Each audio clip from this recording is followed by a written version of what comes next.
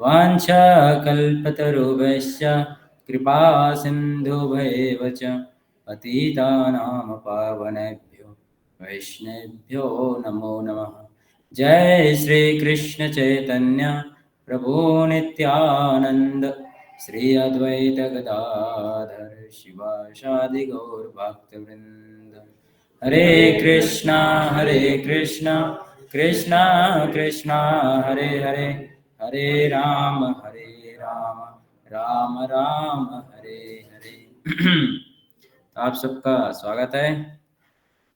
और आज हम जो पढ़ने जा रहे हैं that is very very special. बहुत स्पेशल चीज़ आज हम सुनेंगे और जानेंगे। और वो स्पेशल चीज़ क्या है? हाँ, ये है, आज हम सीखेंगे वैष्णव सदाचार के बारे में। वैष्णव सदाचार, एक वैष्णव कैसा जीवन जीता है, कैसा उसका लाइफ स्टाइल आप वैष्णवाज, वो हम जानेंगे। वैष्णव की जीवन शैली कैसी होती है। तो हम सब क्या बनने का प्रयास कर रहे हैं? वैष्णव बनने का प्रयास कर रहे हैं, है ना? कोई डाउट तो नहीं है इसमें किसी को? सब वैष्णव बनने का ही प्रयास कर रहे हैं। तो आज हम वो जो है सुनेंगे। तो मैंने एक बुक लिया है, ये वैष्णव सदाचार की बुक है ना? इसका इंग्लिश वर्जन मुझे नहीं मिला, ढूंढने का प्रयास किया था। है आपके पास? लाए हैं? अगली बार लाओ। तो हाँ, आई डोंट नो। सो वैष्णव सदाचार है ना, तो मैं प्रस्तावना पढ़ रहा हूँ थोड़ा वैष्णव सदाचार के बारे में। चैतन्य महाप्रभु क्या कहते हैं? वैष्णव सदाचार जब हम बोलते हैं तो किसी को समझ में आता है कि वैष्णव एटिकेट्स, एक वैष्णव कैसा जीवन जीता है, उसका लाइफ स्टाइल, उसका डे टू डे लाइफ जो है, from morning 4 to late night, सोने तक, इवन सोता भी कैसे है, तो कंप्लीट उसका डे और नाइट कैसे बीतता है, वो क्या है? वैष्णव लाइफ स्टाइल, वैष्णव एटिकेट। तो ये हम पढ़ रहे हैं। तो श्री चैतन्य चरितामृत में श्री चैतन्य महाप्रभु कहते हैं, वैष्णव सदाचार का पालन वास्तव में एक श्रृंगार है जो भक्तों को भगवान और संसार की दृष्टि में सुंदर और आकर्षक बनाता है। इसलिए सभी भगवत भक्तों को वैष्णव सदाचार एवं आदर्श जीवन पद्धति के नियमों में कुशल होना अति आवश्यक है। तो चैतन्य महाप्रभु बोल रहे हैं, इट इज वेरी इंपॉर्टेंट। कुशल होना क्या है? बहुत कुशल मतलब होता है, क्या होता है कुशल का मतलब? Expert. One should be expert in following the Vaishnav etiquettes, Chaitanya Mahaprabhu बोल रहे हैं। और ये क्या है? जैसे आप देखना, बाहर वाले लोग जो है ना, जिसके पास बहुत पैसा होता है, वो क्या खरीदता है? सोना।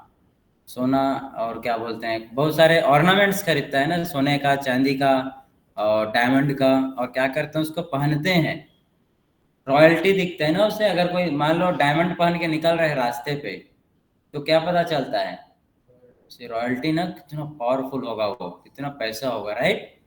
है कि नहीं? नहीं पता चलता? नहीं चलता। चलता है ना। कोई ऑर्नामेंट पहना है, उससे मुझे कैसे पता चल सकता है कि वो रॉयल, लाइक का किस तरह की रॉयल्टी की बात कर रहे हो? वो रॉयल फैमिली से है या रॉयल्टी जो दिखा रहा है वो दिखावा कर रहा है, उस तरह से आप बता रहे हैं? हाँ, जैसे भी, दोनों में दोनों पता चलता है उसमें। कहने का उसका पैसे वाला है, पता चलता है ही नहीं। और किसी बात ऑर्नामेंट्स है तो पता चलता है ना, रिच इज रिच, धनवान है। तो उसी प्रकार से जो वैष्णव एटिकेट्स को फॉलो करता है, वैष्णव जो सदाचार है, नियम है, उसको जो फॉलो का, क्या उसके लिए वो ऑर्नामेंट्स है। महाप्रभु चैतन्य बोल रहे हैं कि this Vaishnav etiquettes are like a ornaments for devotee. ये हमारे लिए श्रृंगार है। एक भक्त क्या पहनता है? धोती कुर्ता ही पहनता है, हीरा तो नहीं, डायमंड तो नहीं लगाता है। तो एक डिवोटीज के लिए what are the ornaments? Devotee का ऑर्नामेंट क्या रहेगा? क्या है? एटिकेट्स, है ना। जो वैष्णव सदाचार है वही क्या है? ऑर्नामेंट्स है। और ये ऑर्नामेंट्स स्वाभाविक रूप से जिसके पास बहुत ऑर्नामेंट्स है, धन, डायमंड्स है, तो लोग उसकी ओर क्या होते हैं? अट्रैक्ट होते हैं, राइट? है कि नहीं, जिसके पास बहुत आप देखो लगा के घूम रहा है, अच्छा सा कपड़ा पहना है, तो automatically people get attracted towards them, है कि नहीं। उसी प्रकार से जो वैष्णव टिकट को फॉलो करता है ना, people get attracted towards them automatically. जो वैष्णव टिकट को फॉलो करेगा, सो ऑटोमेटिकली जो है लोग उसको, भगवान एक्चुअली अट्रैक्ट होंगे। लोगों को क्या कहना, कृष्णा विल गेट अट्रैक्टेड, है ना, Krishna will purchased by them one who follows Vaishnav etiquette. जो सदाचार का जो वैष्णव नियम है, जो एक भक्त का जीवन शैली अपनाता है, उसके लिए भगवान उसकी ओर आकर्षित होते हैं, है ना। तो वैष्णव टिकट के बारे में ना, हमारे गौड़ी संप्रदाय में, गौड़ी वैष्णव संप्रदाय में बहुत सारे पुस्तकें हैं जो हमारे वैष्णवाचार्यों ने दिया है। बहुत सारे ऐसे ग्रंथ हैं जिसमें हमारे वैष्णवाचार्यों ने बताया है कि एक भक्त को कैसा रहना चाहिए, ताकि कोई भी अपने मन से ओपिनियन ना बनाए कि नहीं आई थिंक प्रभु ऐसा होना चाहिए, आई थिंक ऐसे चैंटिंग नहीं होना, ऐसे होना चाहिए, नहीं आई थिंक इस सिचुएशन में ऐसा बिहेव करना चाहिए। नहीं, क्या हमारे आचार्यों ने ऑलरेडी दिया है। कौन कौन से ग्रंथ में दिया है, तो हरि भक्ति विलास सनातन गोस्वामी ने दिया है। उसमें वैष्णव टिकट्स के बारे में बहुत इलॉबोरेटरी जो है उन्होंने बहुत अच्छे से एक्सप्लेन किया है। फिर चैतन्य चरितामृत में ही वैष्णव टिकट्स के बारे में बहुत है। भक्ति रसामृत सिंधु पूरा वैष्णव टिकट ही है। वह भक्ति रसामृत सिंधु को क्या कहा है प्रभुपाद जी ने, वो कानून की किताब है इस्कॉन के लिए। जो भक्त बनना चाहता है, जैसे संविधान क्या है, भारत में कोई रहता है उसके लिए संविधान क्या है, हाँ, वो उसके आधार पे जी रहा है, जीने का अधिकार दे रहा है संविधान, राइट, है ना। उसी तरह से जो नेक्टर ऑफ डिवोशन है भक्ति रसामृत सिंधु, ये भक्ति का क्या है, वो कैसे भक्ति करना है वो दिया है, science of devotional service, etiquettes, कैसे भगवान को हम प्रसन्न कर सकते हैं, वो किस में दिया है, नेक्टर ऑफ डिवोशन। उसके बाद चैतन्य भागवत, है ना, बताया कैसे डिवोटी कैसे बिहेव करता है, क्या क्या ऑर्नामेंट्स होता है। पद्म पुराण में दिया है, पद्म पुराण पढ़ा आप लोग ने, महाभारत में दिया है। ऐसे अनेक जगह जो है इसको दिया गया है। तो यहाँ पर इस पुस्तक में उन सब जगह से थोड़ा थोड़ा कलेक्ट करके उसको बहुत ही इजी लैंग्वेज में यहाँ पर इस बुक में दिया है ना। तो हम जो है इस बुक से आज पढ़ेंगे। तो चलो सबसे पहले हम जानेंगे importance of Vaishnav etiquettes. Importance, सबसे पहले अगर किसी चीज का इम्पोर्टेंस पता नहीं रहेगा तो हम कभी उसको फॉलो नहीं, उसको कोई नहीं चाहता है ना। अगर मान लो कोई कचरा है, कचरे का कोई वैल्यू नहीं है, इम्पोर्टेंस नहीं है, तो कोई उसको रखता है अपने पास, क्या करता है, उसको डस्टबिन में फेंक देता है ना, इम्पोर्टेंस नहीं है। तो उसी प्रकार से इसीलिए हमें चीज़ों का इम्पोर्टेंस पता होना चाहिए, है ना। इम्पोर्टेंस पता रहेगा तभी हम उसको अपने आप अपने पास रखेंगे। तो वैष्णव टिकट हमें क्यों फॉलो करना चाहिए, चलो आप लोग बताइए। आप में से कोई है जो बताना चाहता है, why one should follow Vaishnav etiquette, Vaishnav सदाचार का पालन क्यों करना चाहिए। वैष्णव सदाचार क्या है, समझ में आया। एक भक्त का जो लाइफ स्टाइल है, एटिकेट्स है, ऑर्नामेंट्स है ना, क्यों करना चाहिए Vaishnav etiquettes follow. Yes bro. So we can chant peacefully, bro. We can chant peacefully. We can disturb that how we can chant. So that's the positivity feel होती है और अहंकार नहीं आता, तो नेगेटिविटी मतलब वाइब आती नहीं है सब चीज से। ओके गाइड, to avoid अपराध, yes, to avoid, great. To be nicely with the devotees. हाँ, हम कहाँ रहते हैं, इसको बोलते हैं भक्त का समाज, है ना, भक्तों के बीच में रहते हैं ना। कहाँ पर रह रहे हैं हम, भक्तों के बीच में रह रहे हैं। भक्तों के आपस, हमारे आजू में भक्त, आजू बाजू में सब कौन है, डिवोटीज हैं। तो अगर हमें पता नहीं कि आजू बाजू में जो डिवोटीज हैं उनके साथ कैसे डील करना है, तो वी कैन क्रिएट ब्लंडर, है ना, ब्लंडर हो सकता है। जैसे आप देखना लॉयर्स जो है ना, और लॉयर्स या फिर जब मिलते भी हैं तो लोग आपस में अपने लैंग्वेज में बात करें, मतलब उनका जो कोड है ना, लॉयर लॉयर जो अपना वकालत का जो उनका रहता है, उसी भाषा में वैसे ही वो लोग आपस में एक दूसरे से करते हैं ना। ऐसे नहीं अरे चल यार और बता क्या चल रहा है तेरा, क्या हुआ उस केस का, क्या हुआ ऐसा कुछ, वो तो ऐसा हो गया, ऐसा नहीं। उनका जो एक पूरा पंडित उस तरीके से करते हैं ना। अगर एक लॉयर जज के सामने कोई चीज प्रेजेंट करता है तो ऐसे नहीं, एक तरीका है ना, वो क्या बोलते हैं, सुमित प्रो को पता होगा उन्होंने किया है, कैसे बोलते हैं अगर लॉयर को प्रेजेंट करना है जज को तो लीगल लैंग्वेज होता है ना, एटिकेट है, एटिकेट है ना,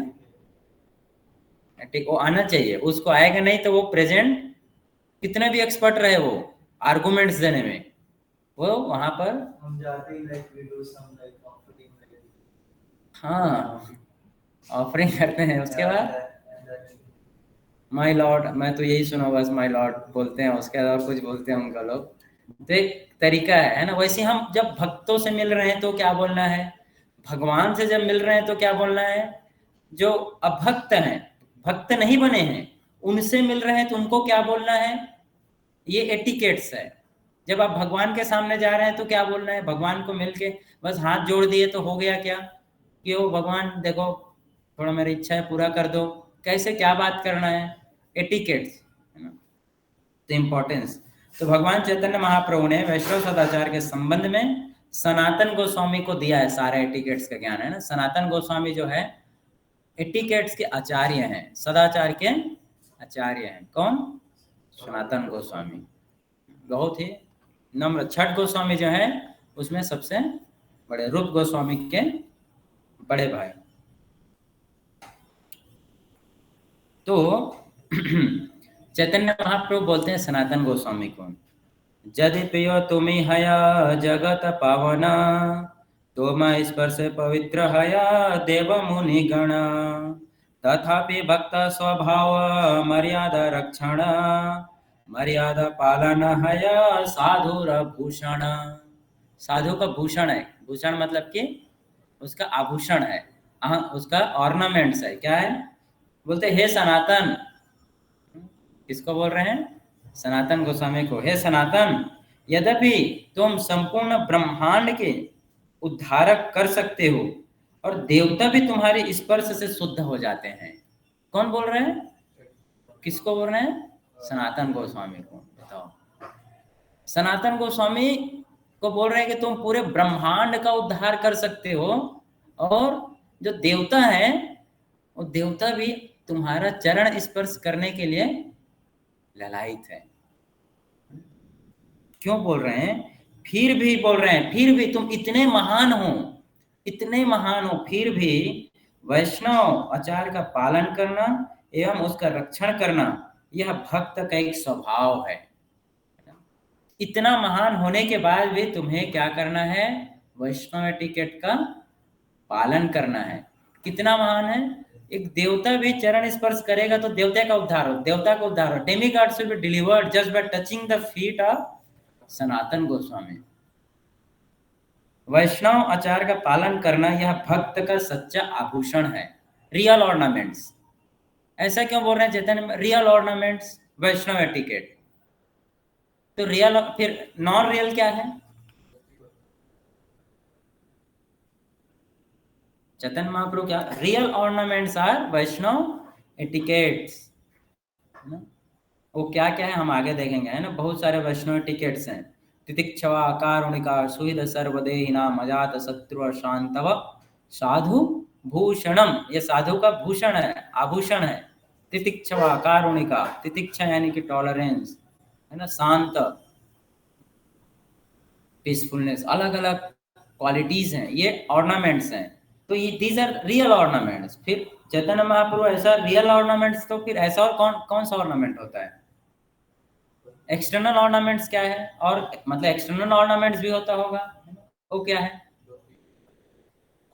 जैसे वैष्णव की पहचान कैसे करते हैं हम लोग, किसी ने धोती पहना है, किसी ने कंठी माला पहना है, किसी ने हेड सेव कर लिया अपना, तो वैष्णव बन गया। मैं हेड सेव किया तो कोई सोच सकता है कि नहीं, मेरा हेड सेव है तो मैं क्या हो गया, वैष्णव बन गया। कल तक नहीं था, अभी क्या किया मैंने, हेड सेविंग किया तो अब वैष्णव बन गया। तो क्या बोल रहे हैं सनातन चैतन्य महाप्रभु बोल रहे हैं ये क्या है, ये एक्सटर्नल है। कंठी माला कोई पहन लिया, धोती कुर्ता पहन लिया और समझ रहे हैं कि मैं वैष्णव बन गया, तो ये क्या है, ये वो सिर्फ अपने आप को किस में रख रहा है, इल्यूजन में रख रहा है, क्योंकि वो ऑर्नामेंट्स क्या है, एक्सटर्नल ऑर्नामेंट्स हैं। वो चैतन्य महाप्रभु को पता चल जाएगा, महाप्रभु को पता ये तो दिखा रहा है कि धोती कुर्ता पहन लिया अच्छे से, अंदर कैसा है, अंदर कैसा है, ये अंदर अभी भी वैसा ही है। कोई थोड़ा सा कुछ बोल दे तो उसको पलट के तुरंत जवाब देगा और एक थप्पड़ लगा देगा। उसको बोल देगा कोई कि प्रभु आप ऐसे चैंटिंग करते हो, तो तुम मेरे से ज्यादा जानेगा चैंटिंग कैसे करते हैं, पता है मैं कब से हूं यहाँ पर। No tolerance, zero tolerance. कोई अगर उसको तारीफ कर दिया, प्रभु जी आप बहुत अच्छा क्लास दिया, आप बहुत अच्छा क्या बोलते हैं गाइड करते हैं आप, तो खुश हो गया। और कोई बोल दिया प्रभु जी आप क्या क्लास दिए, कुछ समझ ही नहीं आया, बोला क्या आपने, क्लास में बैठा का बैठा रह गया।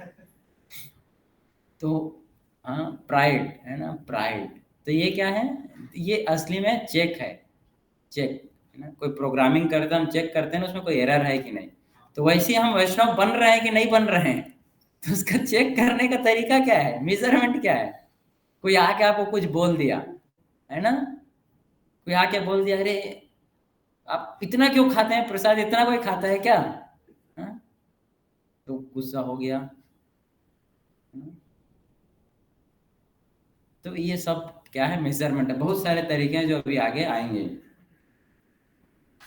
उसके बाद बोलते हैं चैतन्य महाप्रभु अंत लीला में 4 चैप्टर के 131वें श्लोक में, मर्यादा लंघने लोका करे उपहासा, इह लोका परलोका दुई है अनासा।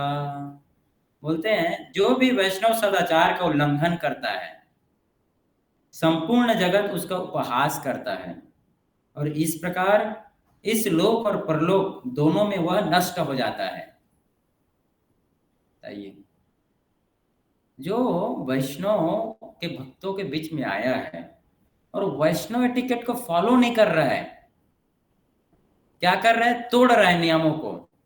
जो नियम है, कानून जो बताए गए भक्त को कैसा होना चाहिए, क्या करना चाहिए, वो नहीं कर रहे। वो क्या कर रहे हैं, तो संपूर्ण जगत पूरा ब्रह्मांड उसका उपहास करता है, उसको उसका रिस्पेक्ट नहीं करेगा। और इस प्रकार इस जगत में तो उसका कोई इज्जत है ही नहीं, परलोक में भी, यानी परलोक यानी कि शरीर छोड़ने के बाद भी उसका सदगति नहीं होगा, दोनों में वो नष्ट हो जाता है। ऐसा किसको, तो मर्यादा, मर्यादा यहाँ मर्यादा लांघने, मर्यादा लांघना कभी नहीं चाहिए। मर्यादा, हर किसी को अपना मर्यादा पता होना चाहिए, है ना। और हर किसी का मर्यादा अलग अलग होता है। जैसे घर है तो आप देखना पहले के समय में ना, जो घर की बहू होती थी, बहू कभी भी ना, जो घर में जो बड़े लोग होते थे, पुरुष होते थे, मेल बॉडी, उनके सामने घूंघट उठा के कभी नहीं आते थे। वो लोग अगर 4 पुरुष बैठ के उसके पिताजी, यानी क्या बोलते हैं उसको, घर में बहू के जो उसके हस्बैंड के पापा को ससुर, हाँ ससुर, और उसके 2-4 फ्रेंड अगर बैठ के कहीं बातचीत कर रहे हैं ना, तो उसकी बहू वहां कभी नहीं आएगी। गांव में होता था ऐसे, अभी तो भी बंद हो गया होगा, आजकल तो ढकने के लिए कुछ होता ही नहीं, इसमें ढकेंगे कहाँ, तो यहीं तक रहता है। तो नहीं आते थे, क्यों नहीं आते थे, एटिकेट है ना, मर्यादा, उनको पता है वहां पर नहीं जाना है मुझे, वहां पर वो एरिया में मेरा कोई रोल नहीं है, उस क्षेत्र में मेरा कोई काम नहीं है। या फिर जब पहले ही मैंने देखा गांव में अगर 4 बड़े व्यक्ति बात कर रहे हैं तो कोई भी छोटा जाके बीच में अपना ओपिनियन नहीं देता था ना, अपना ओपिनियन। जैसे मान लो घर में पिताजी दादाजी 4 बात कर रहे हैं ना, और कोई लड़का है 15 साल का, क्या आप लोग बात कर रहे हैं, ऐसा होता है क्या, ये लोग इतने बड़े हो गए हैं लेकिन बुद्धि अभी भी गधों की तरह है, इतना छोटा चीज आप लोग कैसा नहीं कर पा। ऐसा मर्यादा का क्या है, वो उल्लंघन है। तो वैसे ही भक्ति में हमें अपना मर्यादा पता होना चाहिए, कहाँ पर मुझे जाना है और कहीं पर कितना बोलना है। हर किसी को अपना ओपिनियन नहीं देना है। मर्यादा, किससे बात करना है, किससे बात नहीं करना है। सबसे बात नहीं किया जा सकता, समझ रहे हैं, है ना। ये एक ड्यूटी को पता होना, अपना मर्यादा, है ना। जैसे मान लो घर में कोई नई कोई शादी होके आई है एक लड़की, है ना, तो आपको पता है वो कुछ दिनों तक तो ना कहीं किसी से बात नहीं करती है ना। सिर्फ उसको कौन पता होता है, हस्बैंड। और उसका हस्बैंड जो है उसको बाकी लोग से फिर परिचित कराता है। उसके हस्बैंड जो है बाकी लोग से उसको जब इंट्रोड्यूस करता है तो अपने हस्बैंड के थ्रू उनसे रिलेशन उसका बनता है। ऐसा नहीं कि वो आया, शादी होके आई और आते ही मेरे आजू बाजू जितने लोग, और बताओ कैसे, मैं तो शादी होने से पहले वहां घूमती थी, इन लोग के साथ रहती थी, तुम लोग बताओ। ऐसा मर्यादा का क्या है, वो उल्लंघन है। रिस्पेक्ट चला जाएगा। वैसे ही भक्ति में जब हम आए हैं तो हमारा रिलेशन, वैष्णव के यहाँ पर बहुत सारे लोग हैं, उनके साथ मेरा रिलेशन कैसा रहेगा, इनके थ्रू जाएगा वो रिलेशन, वो पता होना चाहिए। और कब जाएगा वो भी पता होना चाहिए, है ना। अगर उसके बिना चले गए तो क्या होगा, वही हाल होगा जो उस स्त्री का, अगर वो बिना पति को बताए पर पुरुष से बात कर लेगी, है? फिर उसका क्या होगा, उसके चरित्र पे सवाल उठ जाएगा, है ना। वैसे ही भक्त का चरित्र जो है प्रश्न चिन्ह लग जाएगा। अरे कैसा है ये, अभी आया वो क्या कर रही है, आया है बस कुछ भी कर रही है भक्ति में। आपने सुना ना कितने लोग के बारे में बोलते हो ऐसे, सुना नहीं सुना है कि किसके अंडर है सेवा, किसके अंडर सेवा कर रहे, क्या कर रहे हैं मंदिर में आके, है कि नहीं। कितनी बार सुना होगा आप लोग ने। तो ये हमें, ये मर्यादा है। मर्यादा ने अधिकार, मेरा अधिकार कितना है। एक पहली क्लास के बच्चे का अधिकार है कि वो अभी क्या सीखे, 1 2 3 गिनती सीखे, है ना। पहली क्लास के बच्चे को आप डायरेक्टली क्या बोलते हैं 10th क्लास का मैथमेटिक्स नहीं सिखा सकते। सिखा सकते हैं क्या, क्यों नहीं सिखा सकते, क्योंकि उसके अधिकार में नहीं है, वो अधिकार में नहीं है, इसलिए नहीं सिखा सकते। उसी प्रकार से भक्ति में जब हम आ रहे हैं तो मेरा अधिकार क्या है। भक्ति समुद्र के समान है, लेकिन मैं कितना मेरे लिए उसमें से है ना, वो हमें जानना समझना आना, ये एटिकेट है। समझ रहे हैं या नहीं समझ रहे हैं। तो चैतन्य महाप्रभु ने जो है वृंदावन के 6 गोस्वामी को ये कार्य दिया। 6 गोस्वामी को महाप्रभु ने बहुत सारे कार्यभार सौंपा, है ना, बहुत सारे। जैसे महाप्रभु ने 6 गोस्वामी को बोला कि तुम पुस्तकों की जो शास्त्र है उसकी रचना करो, है ना, लीला स्थली भगवान के ढूंढो, है ना, और उसके बाद मंदिरों का निर्माण करो, सुंदर विग्रह की स्थापना करो। और जो चौथा इंस्ट्रक्शन जो दिया था चैतन्य महाप्रभु ने, बहुत इंपॉर्टेंट है, उन्होंने दिया था अपने स्वयं के आचरण से सिखाओ कि वैष्णव कैसा होता है। वैष्णवों के शिष्टाचार के उदाहरण से प्रस्तुत करो एक वैष्णव कैसे जीता है। चैतन्य महाप्रभु के अनुसार यह अत्यंत महत्वपूर्ण सिद्धांत है। केवल शास्त्रों में निपुण होना, शास्त्रों में बहुत स्कॉलर बन जाना, स्कॉलर है ना, मैंने इतना श्लोक याद कर लिया, ये सिद्धांत पता कर लिया, उतना महत्वपूर्ण नहीं है जितना वरिष्ठ भक्त, कनिष्ठ भक्त, भगवान तथा बद्ध जीव के साथ योग्य व्यवहार की जानकारी रखना।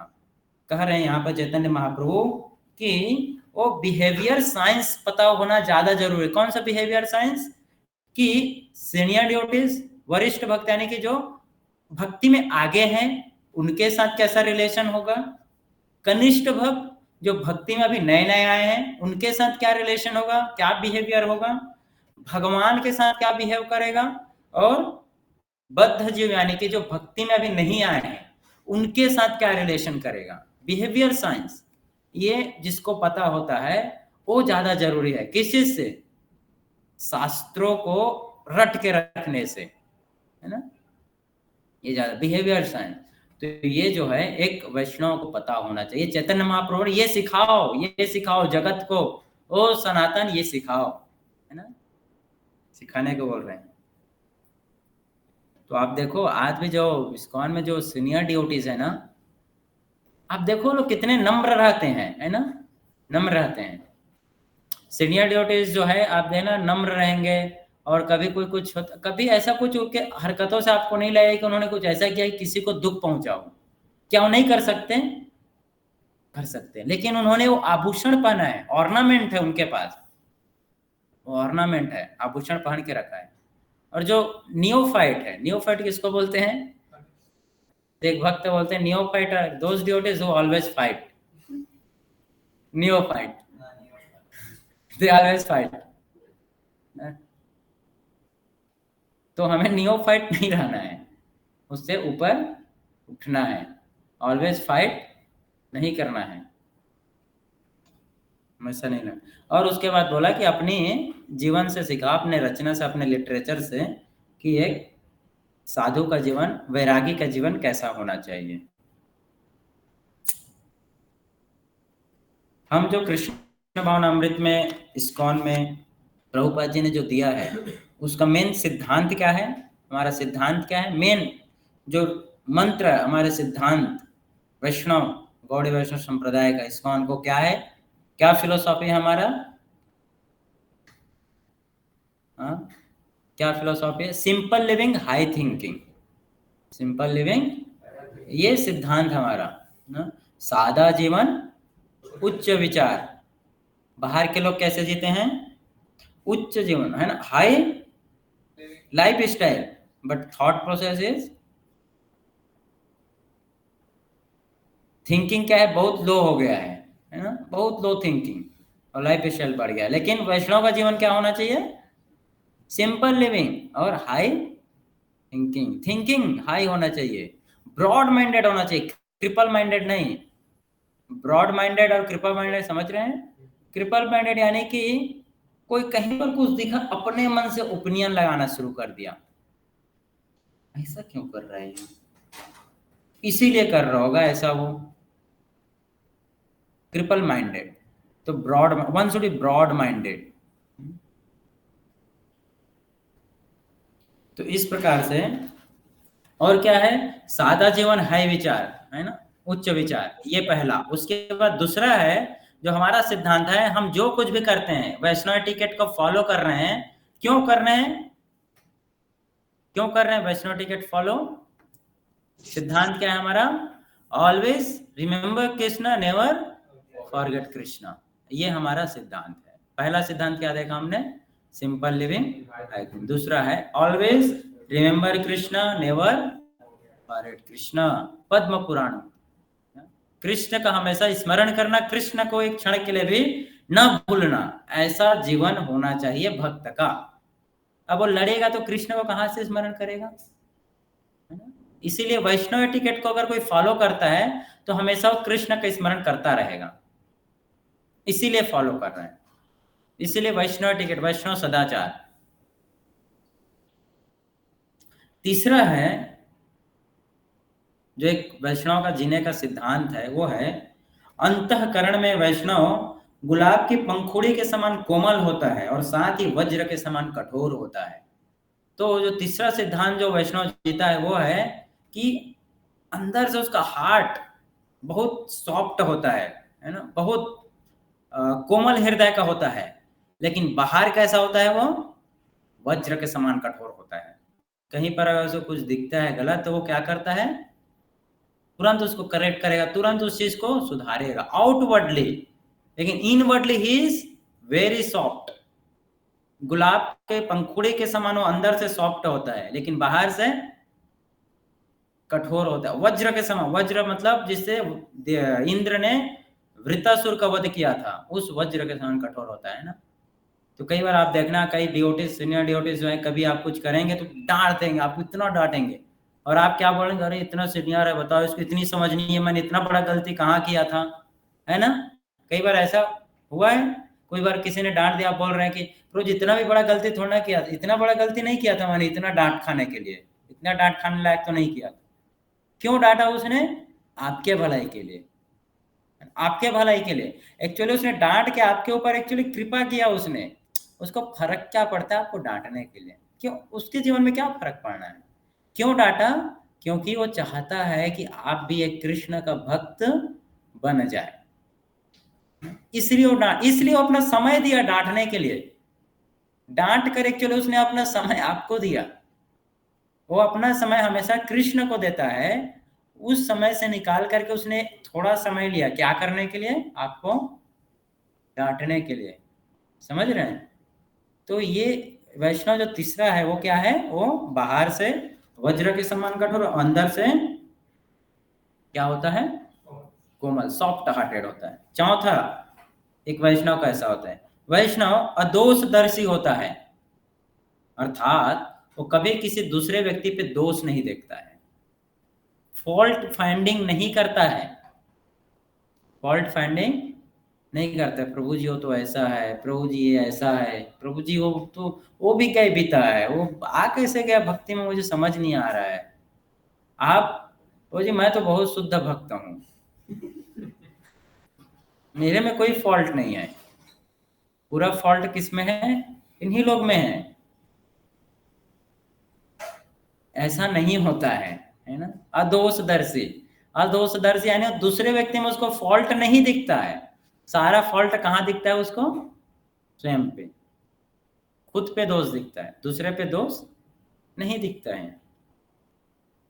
इसीलिए एक वैष्णव ना हमेशा दूसरों की प्रशंसा करता है, क्योंकि उसे दोष दिखता ही नहीं, तो हमेशा दूसरों की प्रशंसा करता है, दूसरों की प्रशंसा सुनता है।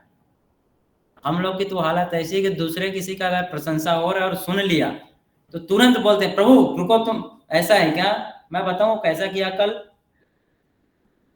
है कि नहीं? प्रशंसा सुना भी नहीं जा सकता, करने की तो दूर की बात है। You are not glorifying but you are not able to, even you are not able to hear also, है ना? ग्लोरीफाई तो दूर की बात है, ऐसा नहीं।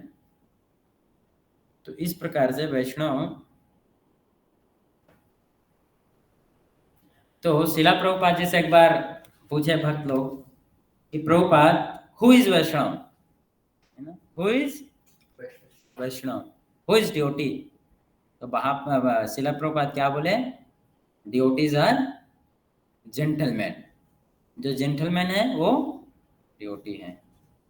भक्त लोग पूछे जेंटलमैन में जो बाहर रहते हैं? No, those who are having Vaishnav etiquette, जिनके पास वैष्णव सदाचार है, वो क्या है? जेंटल है, वही जेंटलमैन है, वही जेंटलमैन है। तो प्रभुपाद बोलते हैं those who are gentle they are Vaishnav. तो ये जो है महत्वपूर्ण है, ये हमें जानना और समझना चाहिए, है ना? तो बहुत सारे नियम हैं जिन नियमों को हमें समझना चाहिए एटिकेट्स में। जैसे मंदिर में जब आप हैं तो मंदिर में कैसे रहना है? मंदिर जब प्रांगण में, जब मंदिर वो जो है ना कोर्टयार्ड है, टेम्पल हॉल है, वहां जब है तो आप कैसे रहेंगे? कैसे रहना चाहिए मंदिर में, बताइए?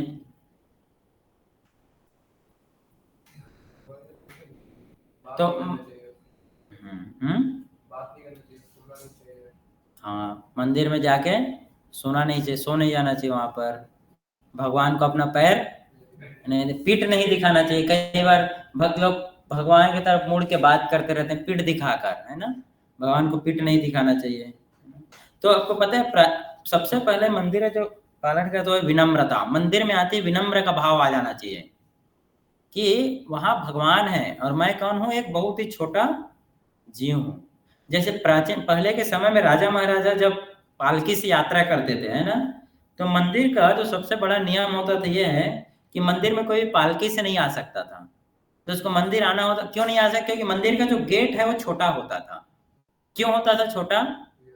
क्योंकि जब वो आए तो क्या करके आए? झुक के आना पड़े। यानी भगवान के सामने हर किसी को झुकना पड़ता है ना? विनम्रता। तो सबसे जो पहला सिद्धांत है, हमें विनम्र होना चाहिए ना टेम्पल में। दास दासानुदास, servant of the servant of the servant of the servant of the servant. उसके बाद जब मंदिर में अंदर गए तो सबसे पहले प्रणाम करना चाहिए, है ना। जब एंट्री आप करते हैं मंदिर में ही तो कितने लोग प्रणाम करते हैं एंट्री करते ही? करना चाहिए, है ना। तो वो प्रणाम में क्या करना चाहिए, हमें उस समय क्या करना चाहिए, क्यों वहां पर हमें प्रणाम करना चाहिए? अंदर घुसते ही हमें इसलिए प्रणाम करना चाहिए, जो अंदर है ना, जो टेम्पल है, that is non different from Vaikuntha, है ना। वैकुंठ से, भगवान के घर से वो कोई अंतर नहीं है ना। तो वैकुंठ में हम जा रहे हैं उसके समान है। तो जैसे वैकुंठ में अंदर प्रवेश करने से पहले वहां पर हमें प्रणाम करना चाहिए, किसको? वहां जितने भक्त हैं, है ना, उन सबको। वांछा कल्पतरुष तरुभ्य कृपा सिंधु भैव च, ऐसा करके, है ना, वैष्णव प्रणाम करना चाहिए। उसके बाद अंदर जाकर क्या करना चाहिए, और अंदर गए तो किसको प्रणाम करना चाहिए? उसके बाद प्रभुपाद जी को प्रणाम करना चाहिए। प्रभुपाद प्रणाम मंत्र है उसके लिए, ठीक है। उसके बाद तीनों ऑल्टर में अलग अलग प्रणाम करना चाहिए, उनके प्रणाम मंत्र के साथ में, ठीक है। कैसे प्रणाम करते हैं वो भी है, दो तरह के प्रणाम होते हैं। कौन कौन सा? दंडवत बोलते हैं, अष्टांग प्रणाम और पंचांग प्रणाम। अष्टांग प्रणाम क्या होता है?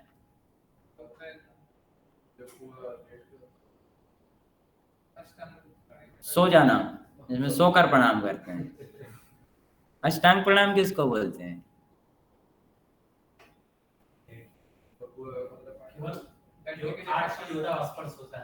हाँ, कौन कौन सा?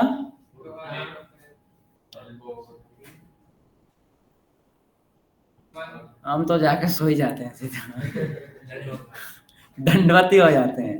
तो अष्टांग प्रणाम बोलते हैं अपने शरीर का जो 8 अंग है वो स्पर्श होना चाहिए, क्यों? ये सब भगवान के द्वारा हमें दिया गया है, इसीलिए भगवान को हम अर्पण कर देते हैं ये, है ना। 8 अंग क्या क्या है? 2 पैर, 2 घुटने, छाती, 2 हाथ और मस्तक, अष्टांग प्रणाम, ठीक है। अपने हाथ पूर्ण रूप से मस्तक के आगे, प्रणाम का हाथ को आगे रखना चाहिए, आगे रखना चाहिए। अब ऐसा नहीं कि कल जाके देख रहे हो किसका हाथ आगे नहीं है, अरे आपको नहीं पता अष्टांग प्रणाम कैसे करते हैं? ये नहीं करना, समझ गए ना। फॉल्ट फाइंडिंग नहीं करता है भाग, ये पहले हमने सीख चुका है ना। पहले देखा है ना, फॉल्ट फाइंडिंग दोष नहीं निकालता है। तो आप प्रणाम अपना करो, दूसरे को नहीं देखना, है ना। दोनों, उसे छाती या मस्तक के नीचे नहीं रखना चाहिए। पंचांग प्रणाम करके दिखाओ। पंचांग प्रणाम देवांश करो सबको। कितने लोग को नहीं आता है पंचांग प्रणाम? करके दिखाओ। शरीर के कौन कौन सा अंग हो रहा है? 2 घुटना हुआ, देखो कर करो करो, 2 घुटने, 2 हाथ, मस्तक और 2 सर। एक ही सर है ना।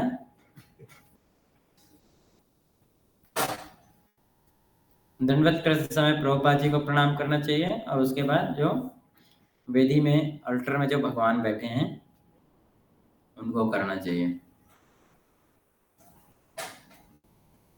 और जब डिओटी, सीनियर डिओटी सामने खड़े हैं तो इधर अंदर नहीं घुस जाना चाहिए उनके सामने, है ना, पीछे रहना चाहिए, पीछे से दर्शन करना चाहिए।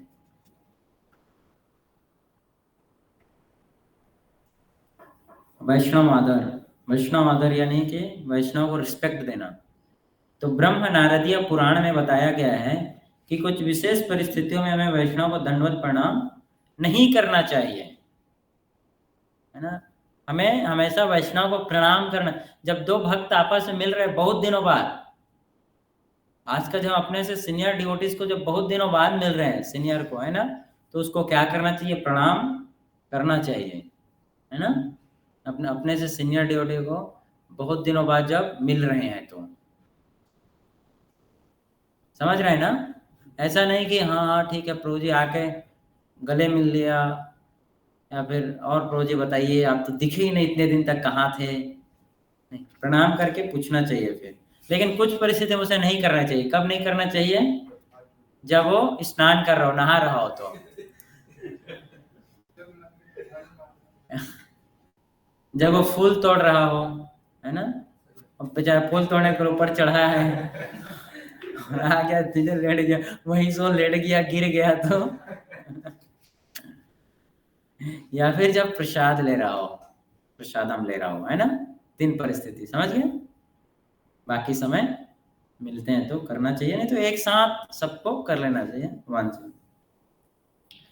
जब कठिन परिस्थिति है, जब देख रहे हैं कि दूसरा वैष्णव मुझे नहीं देख रहा है ना, किसी से बात करने में बिजी है, कुछ है, तब उस समय उनको मन से ही प्रणाम अर्पण कर देना चाहिए, है ना, मन से ही ऑफर करना चाहिए। Please accept my humble obeisances, mind से ही, है ना, समझ गए। तो ये है वैष्णव प्रणाम मंत्र। आता है? कितने लोग को आता है वैष्णव प्रणाम मंत्र?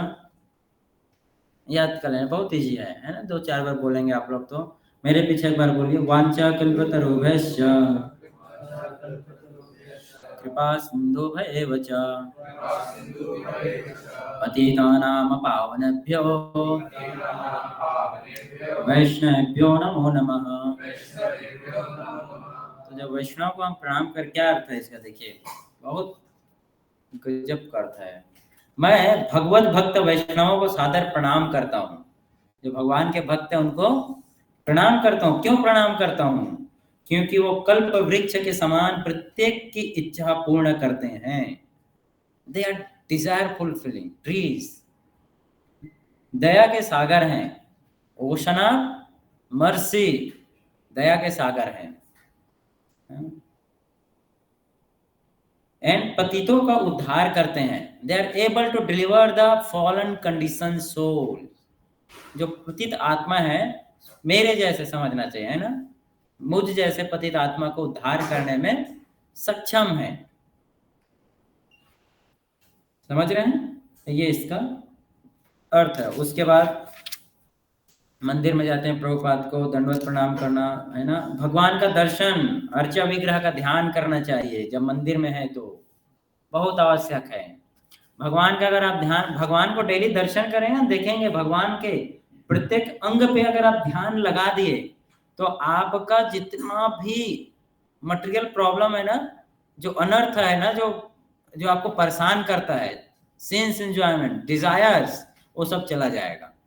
अगर प्रतिदिन अगर हम कृष्ण का दर्शन करेंगे तो ऐसी जो इच्छा है ना, जो गंदे इच्छा आता है माइंड में, बैड डिजायर्स, सेंस एंजॉयमेंट का, है ना, इंद्रिय तृप्ति की जितनी इच्छा है वो सब चला जाएगा। अगर कृष्ण को हम डेली निहारेंगे, देखेंगे तो, खासकर जब हम उनके मुखड़े को, चेहरे को ध्यान पूर्वक उसमें देखेंगे तो, है ना, हमारा जो भौतिक इच्छा है, मटेरियल डिजायर, जो इंद्रिय तृप्ति करने की इच्छा है, वो सब क्या होगा? चला जाएगा। और खास करके एक ब्रह्मचारी को तो भगवान की आंखों को और आईब्रो को दर्शन करना चाहिए। अगर भगवान के आंख और आईब्रो को अगर हम देख रहे हैं तो हमारा जो सेक्स डिजायर हो गायब हो जाता है। बहुत पावरफुल है। भगवान कपिल देव बताते हैं इसको। अगर कोई भगवान के आईब्रो को देख, क्यों बोलते हैं कि जो भगवान का आईब्रो है वो किसके समान है? दे आर लाइक अ बो, है ना, धनुष बाण के समान, है ना। तो जो कामदेव ने धनुष छोड़ के रखा है हमारे ऊपर, इंद्रिय तृप्ति भोग करने की जो इच्छा है, कहाँ से आता है? कामदेव के कारण। तो कामदेव ने जो क्या बोलते हैं, मैथुन सूर्य जो बाण छोड़ के रखा है, वो बाण जो है भगवान का जो आईब्रो बाण है ना, वो दोनों आपस में टकराएगा तो उसको हरा देगा और हम बच जाएंगे उसका बाण खाने से। समझ रहे हैं? जैसे रामायण का जब युद्ध हो रहा था ना, तो मेघनाथ ना विभीषण के पीछे पड़ गया, तेरे को तो मैं अब मारूंगा। लेकिन विभीषण को बचाने के लिए कौन आ गया? लक्ष्मण। तो मेघनाथ बहुत पावरफुल धनुष बाण छोड़ रहा था, बाण मंत्रों से बाण छोड़ रहा था, और विभीषण को नहीं आता था वो सब, लेकिन क्योंकि लक्ष्मण जी थे इसलिए लक्ष्मण ने उनके सारे बाणों को क्या कर दिया, परास्त कर दिया, डिफीट कर दिया। उसी प्रकार से हम भी कामदेव को परास्त करने में सक्षम नहीं है। कोई ऐसा सोचता है कि मैं कामदेव को हरा दूंगा ना, तो सबसे बड़ा मूर्ख है। बहुत संभव ही नहीं है। उसको तो शिव जी को जब गया था तो शिव जी का भी तपस्या भंग कर दिया, है ना, और भस्म हो गया, खुद जल गया, है ना। तो हम क्या कर सकते हैं? आपके आँख खोलने से तो भस्म भी नहीं होने वाला है, आप ही भस्म हो जाएंगे। कामदेव ने सुंदर स्त्री को भेज दिया और आपने अब भी इसको रोक, सुंदर इस लड़की को तभी भस्म करता हूँ, तो खड़े हो सामने मेरे।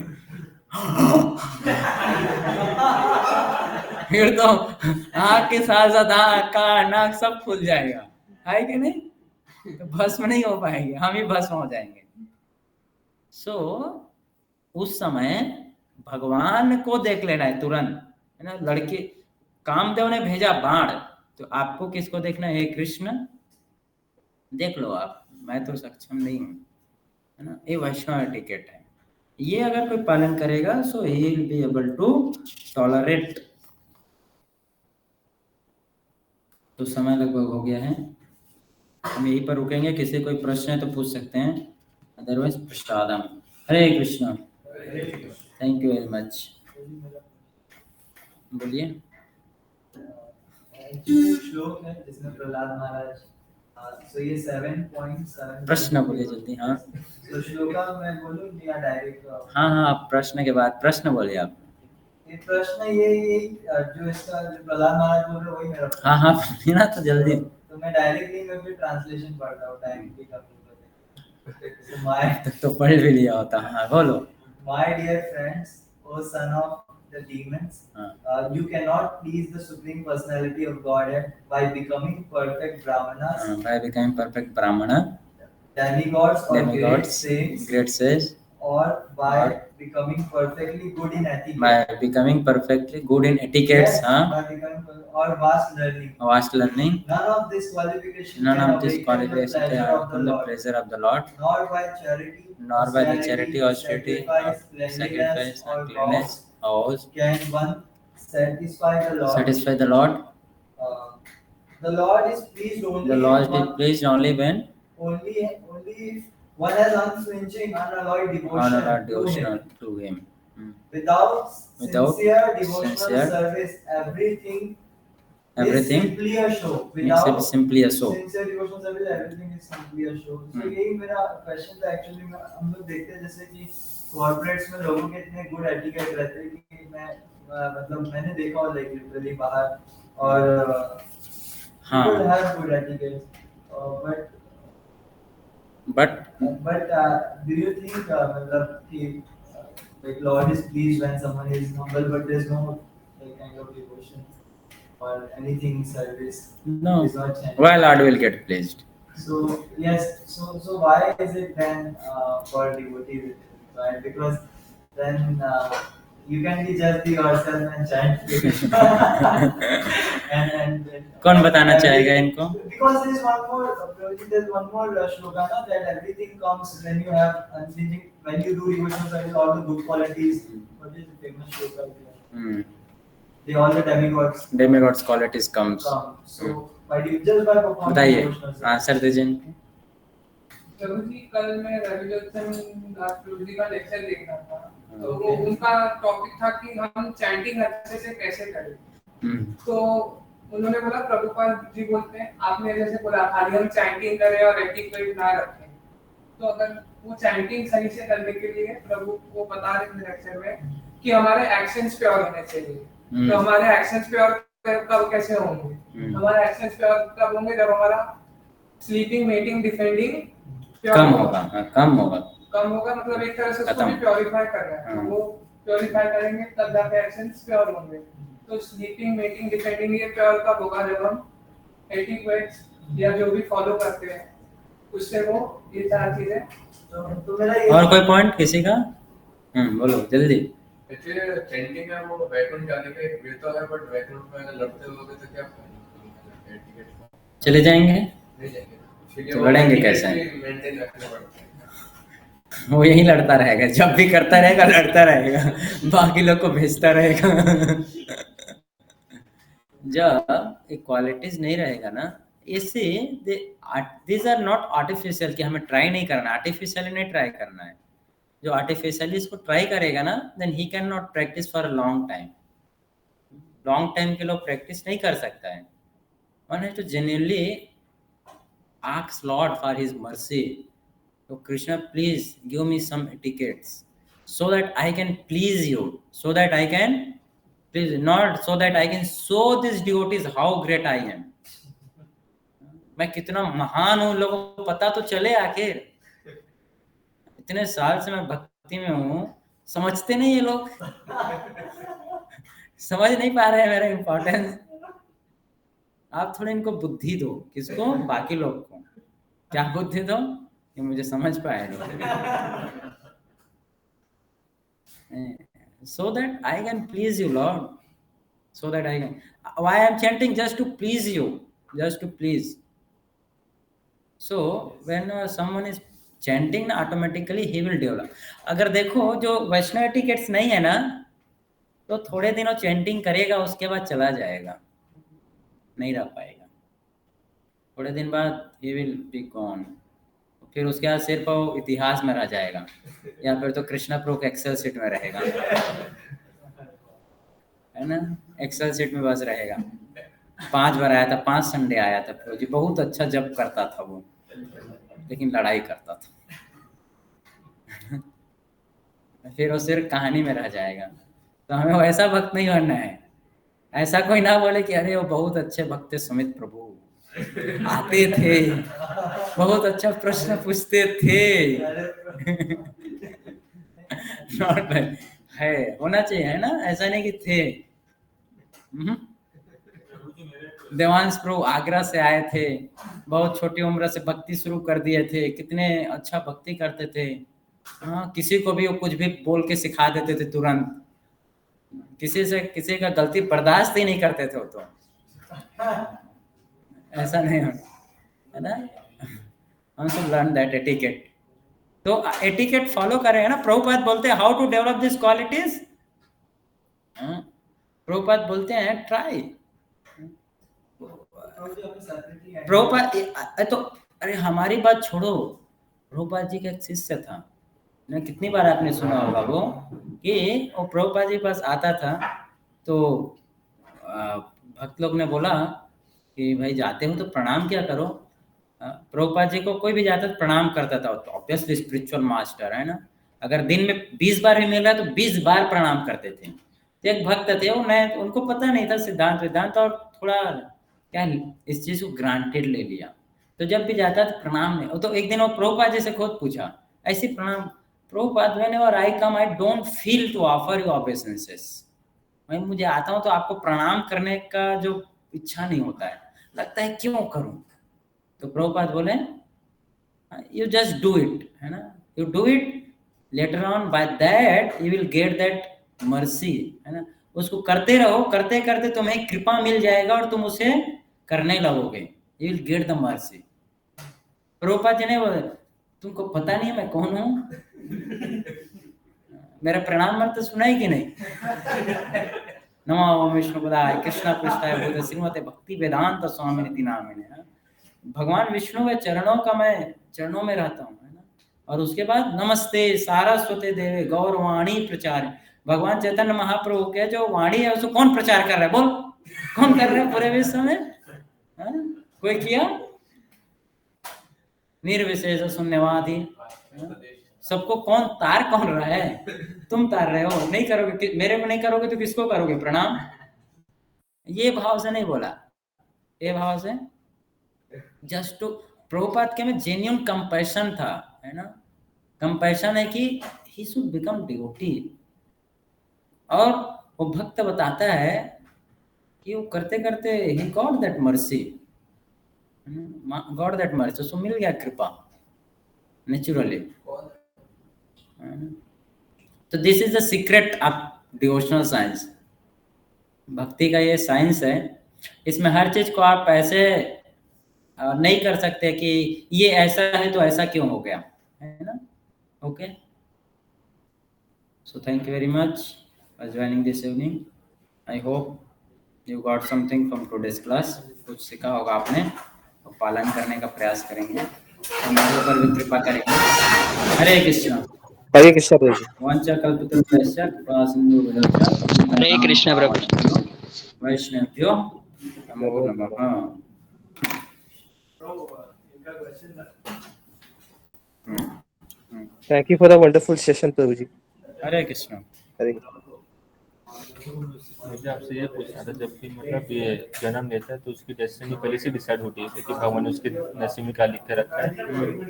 मटेरियल डेस्टिनी उसका फिक्स्ड होता है। लेकिन कभी जब मैं महाभारत पढ़ता, उसमें अनुशासन पढ़ता, मतलब भीष्म और उसका संवाद था युधिष्ठिर का, तो उसमें मतलब ये भीष्म पितामह बोलते कि जो भगवान के भरोसे बैठे रहता है, जो पुरुषार्थ मतलब वो कर्म नहीं करता, बस कृष्ण के भरोसे बैठा रहता है, तो ऐसे लोगों को मतलब नपुंसक से कंपेयर किया।